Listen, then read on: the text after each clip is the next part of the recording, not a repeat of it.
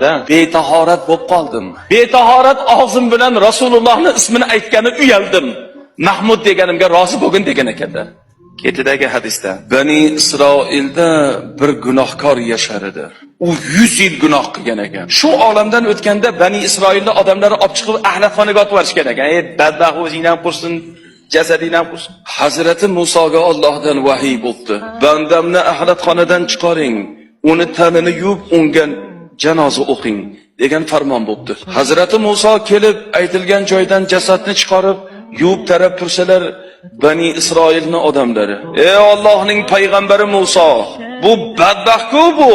100 yil noto'g'ri iflos ishlarni qilgan. Buni biz axlatxonaga tashlab yuborganmiz. Allohga aytdilar Musa alayhisalom, Allohim bandalaring buni gunohkor deb guvohlik berishyapti-ku. Allohimdan vahiy keldi. Shundoq ey Muso dedi. Bu bandam gunohkor dedi. Lekin bu bandam har gal Tavrotni